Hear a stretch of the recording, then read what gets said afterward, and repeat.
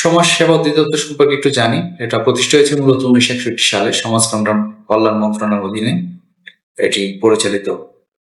এর মূলত লক্ষ্য এবং উদ্দেশ্য হচ্ছে সুবিধাবঞ্চিত, প্রতিবন্ধী, বয়স্ক, শিশু ও দরিদ্র জনগোষ্ঠীর কল্যাণ, সামাজিক সেবা প্রদান করা। এর কার্যক্রম প্রতিবন্ধী সেবা, বৃদ্ধাশ্রম, শিশু উন্নয়ন কেন্দ্র, শক্তি নিরাময় কেন্দ্র হিসেবে পরিচালনা করা। আর সমাজসেবা অধিদপ্তর ওয়েবসাইট হচ্ছে www.dss.gov.pt।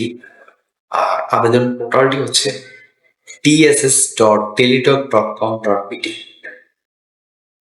কিছু দ্রুত তথ্য আপনি মনে রাখতে পারেন যে মন্ত্রণালয়টা হচ্ছে সমাজ কল্যাণ আন্ডারে 8টি বিভাগীয় কার্যালয় রয়েছে, 64টি জেলায় কার্যালয় রয়েছে।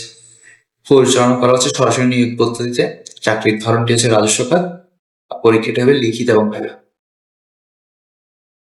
তো এখন আসছে পরীক্ষার প্রস্তুতি নিয়ে কি পড়বে। বেসিক্যালি এই জব সলিউশন চ্যানেলে সমাজসেবার উপর একটা আলাদা এর আগেও ভিডিও দেওয়া হয়েছিল, সেখান থেকে আপনি ডিটেলস লেভেলে দেখে নিতে পারবেন। তারপরেও বলা হচ্ছে বাংলায় ব্যাকরণ, কারক, সমাসপত্র, বাগধারা, শুদ্ধ বানান, সাহিত্য ইত্যাদি থেকে পড়বেন। গ্রামার ক্ষেত্রে টেন্স, ভয়েস নারেশন, ভোকাবুলারি এবং ট্রান্সলেশন গুলো পড়বেন। আর গণিতের ক্ষেত্রে পাটিগণিত, শতকরা, অনুপাত, বীজগণিত এবং জ্যামিতি গুলো পড়ে নেবেন। সাধারণ জ্ঞানের ক্ষেত্রে বাংলাদেশ বিশ্ববিদ্যালয়, বৈদিক বিজ্ঞান, তথ্য প্রযুক্তি পড়ে নেবেন। আবারও বলছি, জব সলিউশন চ্যানেলে এর আগে আসলে পরীক্ষা কিভাবে প্রস্তুতি নেবেন সেটার উপর ভিডিও রয়েছে।